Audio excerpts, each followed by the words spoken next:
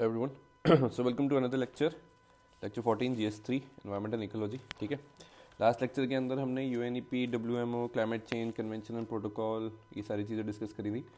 ये हमने डिस्कस करा था कि एजेंडा 21 क्या था 1992 में, जो आपका अर्थ समिट था UNCED का रियो डी जेनेरियो में. उसके अंदर एजेंडा 21 आया. फिर उसके बेसिस पे तीन आपके ऑर्गेनाइजेशंस बने, UNFCCC, UNCBD, UNCCD. ठीक है, कौन कौन से COP में इस्टेब्लिश हुए. ठीक है, UNFCCC आपका 1992 में, COP 26 में आया. UNCBD आपका 1992 COP 14+1 में आया.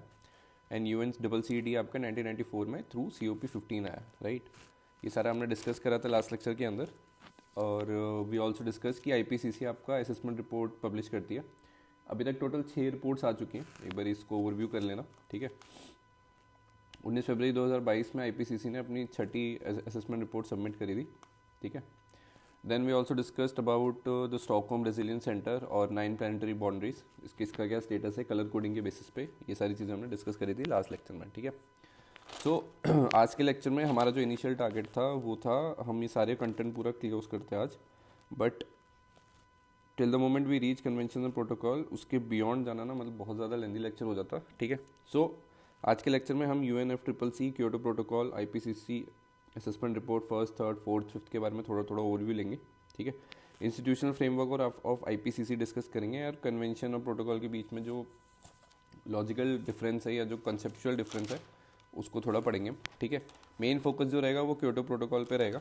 ठीक है, तो बाकी का जो टॉपिक है जैसे Paris agreement, international solar alliance, Bonn conference, फिर इंडिया के स्पेसिफिक जो क्लाइमेट चेंज और जो कन्वेंशंस हैं, ठीक है, वो सारी चीज़ें हम नेक्स्ट लेक्चर में डिस्कस करेंगे.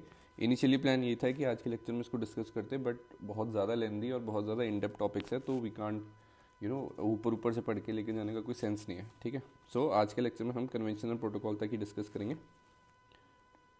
जस्ट अ मिनट, यहाँ से लेकर इसके नीचे तक हमारा नेक्स्ट लेक्चर में होगा. और आज के लेक्चर में हम convention versus protocol, basically Paris agreement का जो इंट्रोडक्शन है वहाँ तक हम डिस्कस करेंगे. ठीक है, सो सबसे पहले आपका UNFCCC. अब UNFCCC का क्या सीन है कि 1919 में इसने सबसे पहले अपना इस्टेब्लिशमेंट हुआ था. ठीक है, assessment report 1 was shared in earth summit 1992. ठीक है, अर्थ समिट आपको वही जिसमें एजेंडा 21 की एक लिस्ट शेयर हुई थी. और उसके बेसिस पे तीन आपके जो यूनाइटेड नेशंस की ऑर्गन बॉडीज़ थी वो सारी इस्टेब्लिश हुई थी. UNFCCC, UNCBD and UNCCD. ठीक है, UNCCD आपका स्टैंड करता है लैंड डिग्रेडेशन के लिए, United Nation Convention to Combat Desertification. ठीक है, तो UNFCCC के अंदर 1990 के अंदर पहली असेसमेंट रिपोर्ट आई थी. ठीक है, वो उसको शेयर करी गई थी UNCD के अंदर.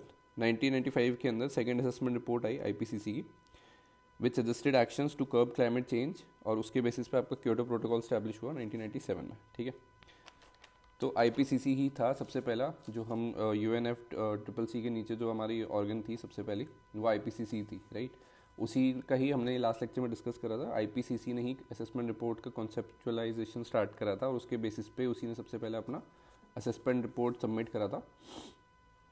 ठीक है, बेसिकली जो लास्ट लेक्चर में हमने डिस्कस करा था इट वाज कि IPCC वाज फाउंडेड इन 1988. ठीक है, 1988 में इस्टेब्लिश हुआ और 1990 में पहली असेसमेंट रिपोर्ट पब्लिश हुई थी. ठीक है, तो उसके बेसिस पे आपका जो रिपोर्ट आई, सेकंड जो रिपोर्ट आई वो आई थी 1995 में. और उसके बेसिस पे 1997 में आपका क्योटो प्रोटोकॉल स्टैब्लिश हो गया. ठीक है, तो इसमें लिख लो 1990 assessment report 1 was shared in earth summit. ठीक है, in 1995 assessment report 2 of IPCC suggested action to curb climate change and in 1997 Kyoto Protocol was started. ठीक है, नेक्स्ट लिख लो Kyoto Protocol entered into force in 2005. ठीक है, इसका मैं फंडा बता देता हूँ 2005 क्यों, बिकॉज जब 1997 के अंदर इंट्रोडक्शन हुआ था तो जो भी पार्टिसिपेटरी या जो कंट्रीज़ थे जो इसके मेंबर बने थे, हर किसी को अपने हिसाब से मॉडिफिकेशन और रेटिफिकेशंस करने के लिए टाइम चाहिए था कि भाई क्या उनका टारगेट होना चाहिए, क्या क्या उनको टेक्नोलॉजीज चाहिए, क्या उनको कट बैक करना पड़ेगा to meet the climate change demand, तो उसके बेसिस पे अप्रॉक्सीमेटली 8 साल लगे, ठीक है, क्योंकि अप्रॉक्सीमेटली 55 कंट्रीज़ को रेटिफिकेशंस करना था as per the Kyoto protocol, ठीक है। तो 1997 के अंदर स्टैब्लिश हुआ था क्योटो प्रोटोकॉल और 2005 में जाके वो स्टैब्लिश हुआ, ठीक है। So Kyoto protocol entered into force in 2005, 8 years of ratifications का मतलब हुआ एक्सेप्टेंस और अप्रूवल, ठीक है, बाय द पार्टीज इधर वही है जो मेंबर्स जो कि कंट्रीज़ हैं, ठीक है, by the parties of UNFCCC, और उस टाइम पे 55 कंट्रीज थी जो जिन्होंने एग्री करा इस चीज़ को लेके, ठीक है। लिख लो, ratification of Kyoto protocol took 8 years and at least 55 countries need to ratify, contributing at least 55% of global GHGs, ठीक है। तो 55 कंट्रीज अप्रॉक्सीमेटली आपका 55 countries approximately 55% of green house gases को कंट्रीब्यूट करते हैं एनवायरनमेंट में, इसलिए approximately, not approximately but yes exactly 8 साल लगे टू कंप्लीट द रेटिफिकेशंस, ठीक है। सो बेसिकली जब भी क्योटो प्रोटोकॉल स्टैब्लिश हुआ तो ये करता क्या है, ये Kyoto protocol basically it implements the UNFCCC targets, ठीक है। तो Kyoto protocol implements UNFCCC, United nation framework of convention on climate change, CCC, ठीक है, कन्वेंशन ऑन क्लाइमेट चेंज, ठीक है। ये फंडा वही है, UNFCCC, इसी के नीचे IPCC पे आता है, ठीक है, तो फंडा वही है। The guiding principle of Kyoto protocol was, मतलब the guiding principle of Kyoto protocol is principle of equity, ठीक है, कि जो जितना ज़्यादा डेवलपमेंट कर रहा है, अगर उसके डेवलपमेंट प्रोसेस की वजह से एनवायरनमेंट ज़्यादा इम्पैक्ट हो रहा है तो उस पर ज़्यादा रिस्पॉन्सिबिलिटी है कि वो उतने ही ज़्यादा कर्ब्स और मेजर्स लगाए to reduce the green house gases emission from his country, ठीक है। तो वही डेवलपमेंट और डिस्ट्रक्शन का डिस्ट्रीब्यूशन है, ठीक है।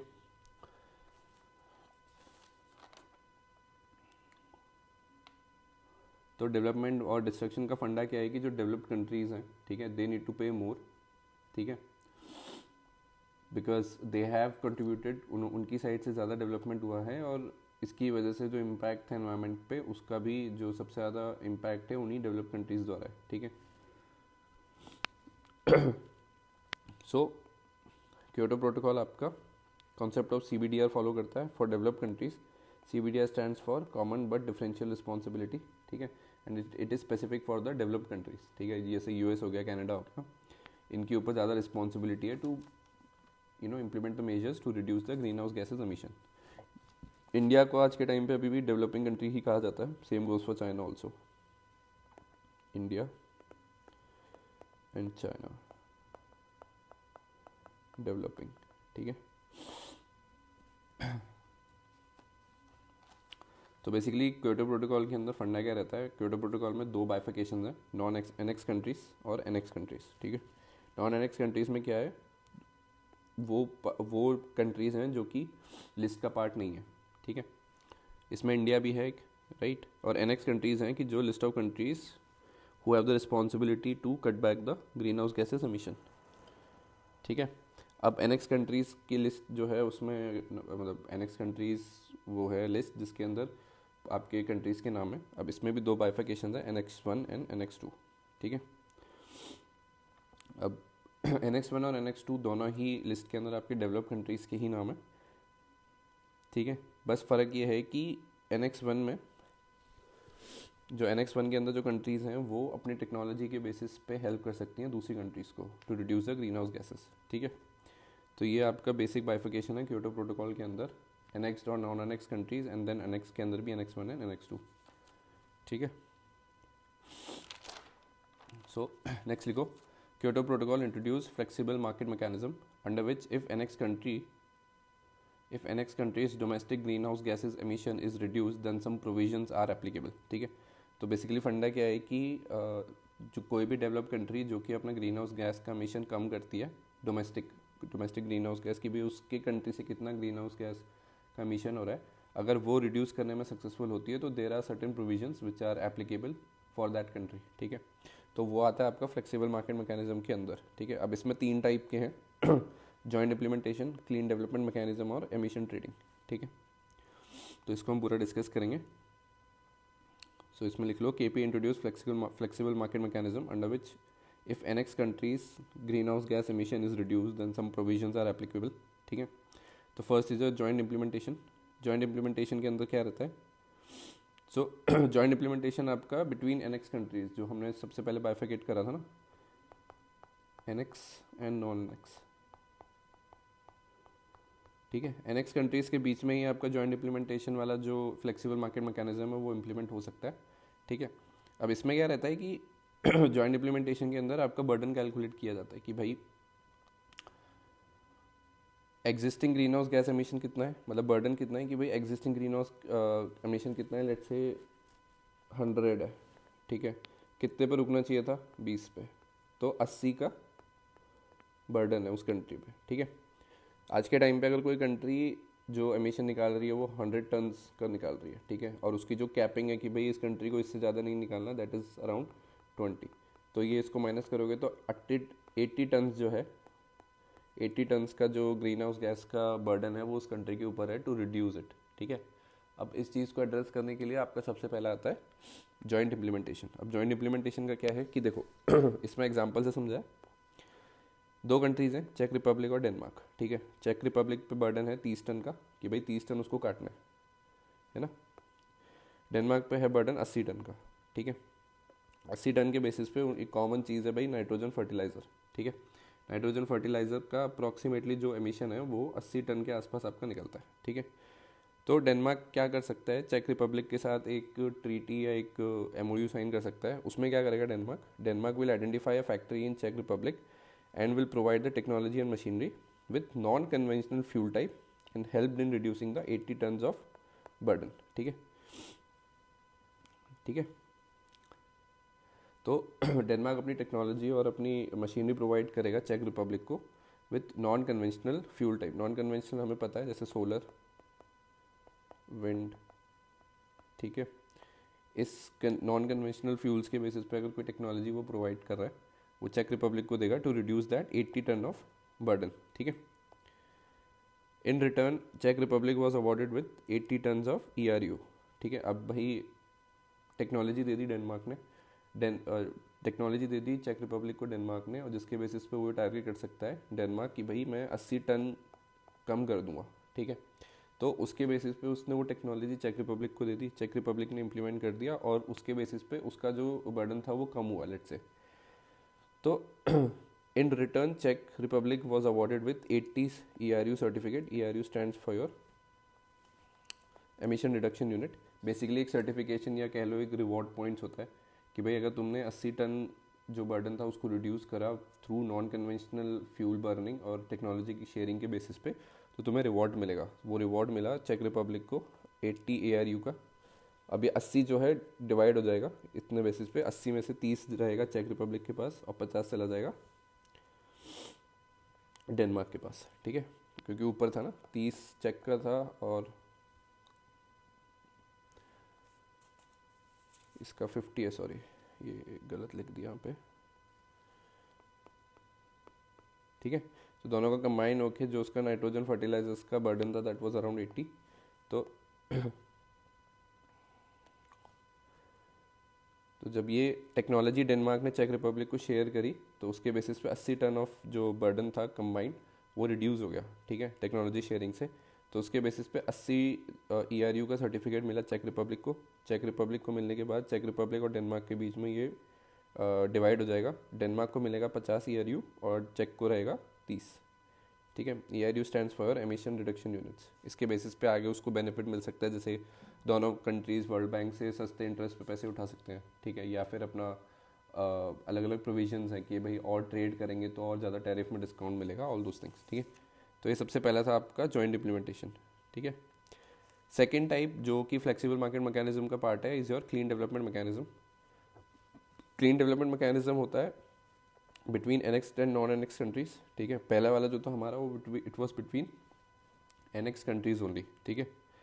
तो इसमें क्या रहता है, इसके अंदर फॉर एग्जांपल है कि भाई between NX and non NX countries, इसमें सबसे प्राइम एग्जांपल है कि इंडिया के अंदर एक दाहुनु DAHA new Dahanu solar power plant है, 100 मेगावाट का सोलर एनर्जी जनरेट करेगा जैसलमेर के अंदर, ठीक है। अब अगर स्वीडन का बर्डन है लेट्स से 100 टन्स, ठीक है। अब 100 टन्स के बेसिस पे स्वीडन क्या कर सकता है कि भाई वो देखेगा कि मेरा बर्डन 100 टन्स है, बट एक मतलब जैसे इंडिया अगर नॉन कन्वेंशनल फ्यूल टाइप के बेसिस पे कुछ प्रोजेक्ट इंप्लीमेंट करना चाह रहा है तो स्वीडन उस प्रोजेक्ट को फाइनेंस कर सकता है। तो Sweden balance is 100 tons and ये एग्जांपल है, अगर स्वीडन बैलेंस इज 100 टन है, ठीक है, तो Sweden will decide to finance the Dahanu project through ADB. ADB के थ्रू उसने पैसे इन्फ्यूज़ कर दिए, ठीक है, मतलब बेसिकली स्वीडन ने फाइनेंस कर दिया पूरा प्रोजेक्ट इंडिया के अंदर, ठीक है। अब उससे 100 tons of GHG, 100 tons of green house gas emission है, वो अगर होती है अचीवेबल तो उसके बेसिस पे इंडिया को 100 सर्टिफिकेट मिलेंगे। सेम केस जो हमारा डेनमार्क और चेक रिपब्लिक के बेसिस पे हुआ था, ठीक है। तो इंडिया को जो 100 सर्टिफिकेट मिलेंगे वो पूरे के पूरे इंडिया स्वीडन को ट्रांसफ़र कर देगा, बिकॉज इंडिया तो कभी उसमें था ही नहीं, ठीक है, which is producing an high amount of GHG, जिस पे इंडिया पे कोई बर्डन नहीं था, ठीक है। तो 100 टन का जो बर्डन था वो सारा स्वीडन पे था। स्वीडन ने जो सोलर प्रोजेक्ट है उसको फाइनेंस करके जो इंडिया ने 100 सर्टिफिकेट्स अर्न करे थे वो सारे के सारे स्वीडन के पास चले जाएंगे, ठीक है। अब इसमें पहले वाले केस में हमारा ERU था, इस वाले केस में आपका CRU है। CRU stands for carbon emission reduction, ठीक है, ठीक है। तो आपका दूसरा टाइप हो गया क्लीन डेवलपमेंट मैकेनिज्म। तीसरा टाइप है आपका एमिशन ट्रेडिंग, ठीक है। तो एमिशन ट्रेडिंग का क्या मतलब है कि carbon becomes a trading commodity, ठीक है। अब इसका एग्जांपल समझो। इंडिया में एक इंडस्ट्री चल रही है which is based on kerosene, ठीक है। इंडिया ने केरोसिन को रिप्लेस करके जो एनर्जी का सोर्स था उसको बना दिया सोलर एनर्जी, ठीक है, सोलर पैनल लगा दिया। अब जो फैक्ट्री है वो केरोसिन से चलने की बजाय सोलर एनर्जी से चलती है, ठीक है। UNFCCC क्या करेगा, will check the greenhouse gas effect before and after and will give the certificate accordingly, ठीक है। UNFCCC चेक करेगा कि भाई केरोसिन जब यूज़ हो रहा था तब ग्रीन हाउस गैस एमिशन कितना था, ठीक है, और जब सोलर एनर्जी पे मूव हुआ तो कितना इसका ग्रीन हाउस गैस का एमिशन है, ठीक है।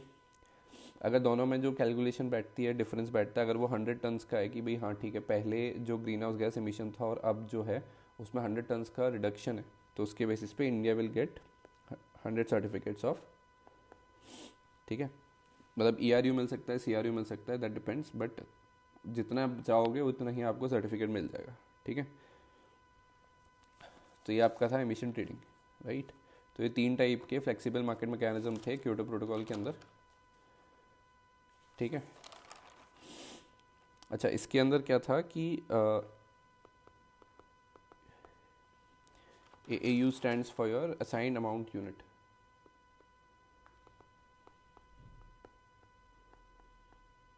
ठीक है। तो अलग अलग बेसिकली यूनिट्स भी हैं जिसके बेसिस पे आपको सर्टिफिकेट मिलेगा, तो AAU, CRU और ERU, ठीक है। Now next thing is IPCC का असेसमेंट रिपोर्ट, जो सबसे पहले आया था 1988 में इस्टेब्लिश हुआ, 1990 में आपका पहला असेसमेंट रिपोर्ट आया, ठीक है। सो IPCC के अंदर सबसे पहला जो था first assessment report help in the creation of UNFCCC, ठीक है। तीसरा जो असेसमेंट रिपोर्ट था it released in 2001, it focused on the impact of climate change, ठीक है, ये तीसरा था।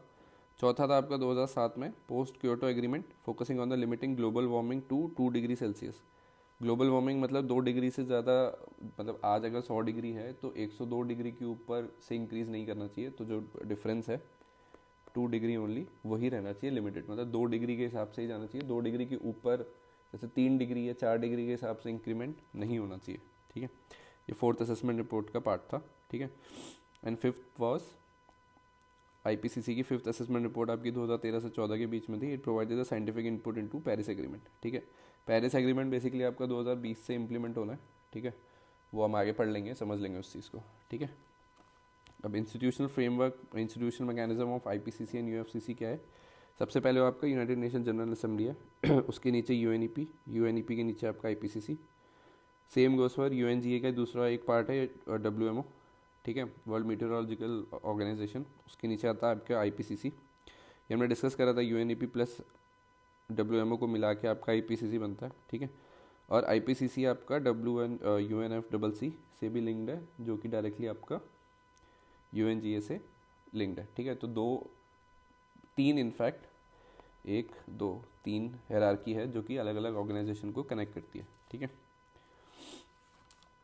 अब इसमें कॉन्फ्रेंस ऑफ पार्टीज़ के बारे में लिख लो। Conference of Parties is the supreme decision making body of a convention.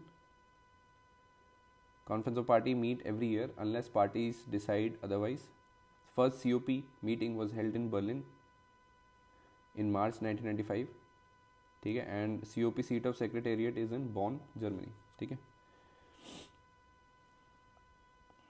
तो ये लिखा है यहाँ पे कॉन्फ्रेंस ऑफ पार्टीज होती है. कॉन्फ्रेंस ऑफ पार्टी बेसिकली सबसे ज़्यादा सुप्रीम डिसीजन मेकिंग बॉडी है, हर साल मिलना होता है, और इसकी जो सेक्रेटेरिएट बॉडी है जहाँ पे सेक्रेटेरिएट बैठता है that is in Bonn, Germany. ठीक है, अब देखो एक बेसिक डिफरेंस समझ लो, distinction between convention and protocol. Convention का क्या रहता है कि आके बैठ के डिस्कस करने वाली बात को कन्वेंशन कहते हैं, और प्रोटोकॉल्स होते हैं कि क्या एक्शन आइटम्स अब हम पिक करेंगे या क्या एक्शन आइटम्स हमें करने हैं जिसकी वजह से हम जो हमारा टारगेट है या जो गोल है वो हम अचीव कर सकते हैं. ठीक है, तो लिख लो, while convention encourage industrialise countries to stabilise green house gases emission, protocols commits them to do so. ठीक है,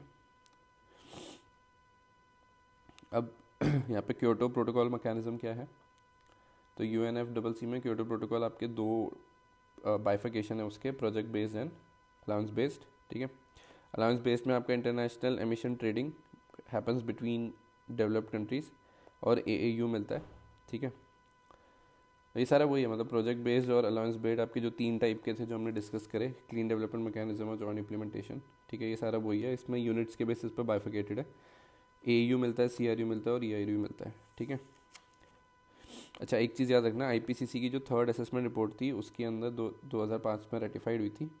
ठीक है, अब इसमें जो IPCC की टारगेट रहता है ना, वो रहता है सारा आपका IPCC के बेसिस पे 1990 का जो ग्रीन हाउस गैसेस का एमिशन था उसका एक परसेंटेज सेट होता है. ठीक है, तो ये आपका क्योटो प्रोटोकॉल का भी पार्ट है, KP1 और KP2.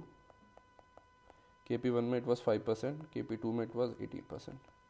ये दोनों के दोनों आपका 1990 के लेवल को ही कंपेयर करते हैं, 1990 level of green house gases. ठीक है,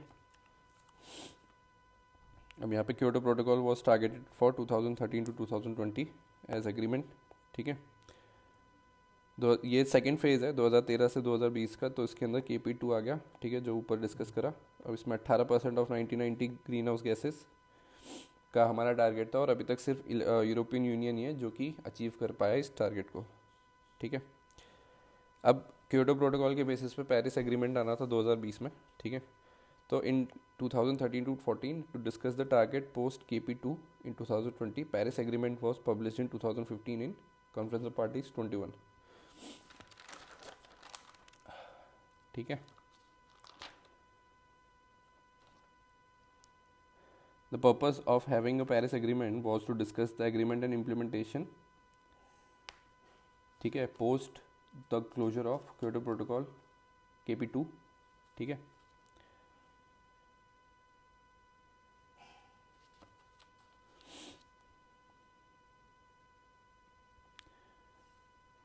ठीक है, कॉन्सेप्ट ऑफ INDC इंट्रोड्यूस हुआ था. ये देख लो सीधा इसके अंदर, difference between Kyoto protocol and Paris agreement is Kyoto protocol, this is KP, this is Paris agreement. ठीक है, तो KP is about principal of equity. ठीक है, जिसने जितनी ओनरशिप नहीं, जितना कंज्यूम करा एनवायरमेंट को उसकी उतनी ज़्यादा रिस्पॉन्सिबिलिटी. ठीक है, Paris agreement is about INDC. ठीक है, INDC stands for your intended nationally determined contribution. ठीक है, बेसिकली ये खुद से एक वॉलंटरी लिए कि भाई कंट्रीज आके खुद हमें कमिटमेंट दे कि वो कितना टारगेट कर सकते हैं. ठीक है, रादर देन बीइंग, मतलब कैरेट एंड स्टिक वाला फंडा है. क्योटो प्रोटोकॉल के अंदर सबको डंडे पड़ के ये बोलेगा कि भाई तुमने ज़्यादा कंज्यूम करा है, तुम ज़्यादा डेवलप हुए, तो वो तुम्हारी रिस्पॉन्सिबिलिटी है to reduce the green house gases. But Paris agreement में कंट्रीज़ को खुद ही पूछा गया कि भाई तुम ही आके हमें बता दो क्या तुम्हारा इंटेंट है, कितना तुम टारगेट कर रहे हो ग्रीन हाउस गैसेज का रिडक्शन. ठीक है, so Paris agreement works upon INDC, that is intended nationally determined contribution. ठीक है, commitment given by the country. ठीक है, खुद से ही बताना है कि भाई हम कितना टारगेट करेंगे और कब तक क्लोज करेंगे. ठीक है, सो क्योटो प्रोटोकॉल आपका 1997 में इंप्लीमेंट हुआ, रेक्टिफाइड इन 2005. ठीक है, ये हुआ 2015 में और रेक्टिफाइड इन 2016. 55 कंट्रीज आए थे क्योटो प्रोटोकॉल में, 55 कंट्री हैं आपके पेरिस एग्रीमेंट में भी. सबसे पहला जो क्योटो प्रोटोकॉल सब KP1 था, दैट वाज योर 2008 से 2012. इसके अंदर 5% ऑफ 1990 टारगेट था. KP2 के अंदर इट बिकेम 18%. ठीक है, एम है 1990 लेवल का ग्रीन हाउस गैसेस, ठीक है। पेरिस एग्रीमेंट का क्या सीन है भाई? पेरिस एग्रीमेंट में आपका एनडीसी फॉलो होता है। It is basically a commitment given by the country, ठीक है। आईएनडीसी, इंटेंडेड नेशनली डिटरमिन्ड, ठीक है, कंट्रीब्यूशन। इसमें दो चीज़ें फॉलो होती हैं, GST and CAT. GST stands for your global stock take 2018, ठीक है। इसमें क्या है कि हर 5 साल के अंदर global stock take will be calculated और 2005 के लेवल से 2005 में जितना लेवल था उसके साथ उसको कंपेयर करा जाएगा कंट्री के, ठीक है। तो हर कंट्री का ये वैल्यूएशन चेक है, ठीक है। That is mention under GST, global stock take, ठीक है। CAT stands for your climate action tracker, ठीक है। क्लाइमेट एक्शन ट्रैकर बेसिकली आपका कैलकुलेट करता है नंबर ऑफ इंडस्ट्रीज़ और कितना वो फ्यूल इंपोर्ट और एक्सपोर्ट कर रहे हैं, ठीक है। और उसके बेसिस पे उस कंट्री का कार्बन कंटेंट कितना है, कार्बन कंटेंट ऑफ कंट्री। तो ये कैलकुलेट करने का काम है सीएटी का। एक है आपका जीएसटी, ये दोनों आपका पेरिस एग्रीमेंट का पार्ट है, ठीक है। अब आज के लिए हम इतना ही डिस्कस करेंगे। इसके बाद जो नेक्स्ट लेक्चर है उसमें हम पेरिस एग्रीमेंट की कुछ और डिटेलिंग भी समझेंगे, ठीक है। अब क्योंकि पेरिस एग्रीमेंट के अंदर आपकी असेसमेंट रिपोर्ट को पॉज कर दिया गया था और उसके बाद special reports with targets was published, वो सारी चीज़ें हम नेक्स्ट लेक्चर में डिस्कस करेंगे, ठीक है। So this is all for today. For next lecture we have Paris agreement, Marrakesh, ISA, Bonn conference, Indian climate change, REDD and Indian climate change missions, जो आज के लेक्चर में कवर होना था बट वो बहुत ज़्यादा लंबा लेंदी लेक्चर हो जाता। So will we broke it into 2, ठीक है। So this is all for today and this will be the next target for जो हमारे नेक्स्ट लेक्चर में डिस्कस करेंगे, ठीक है, ठीक है। Thank you all, this is all for today, thank you. I hope like this video, please like share and subscribe if you like the content. अच्छा, reference book आपका वही है, शंकर में जाके आप पढ़ोगे तो सारी चीज़ें मिल जाएंगी, ठीक है।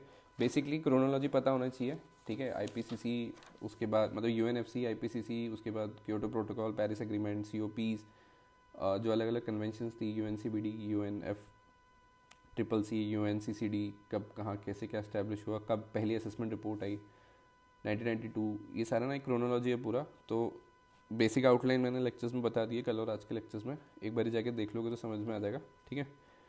So this is all for today, thank you for watching and I will see you in the next one, bye bye, take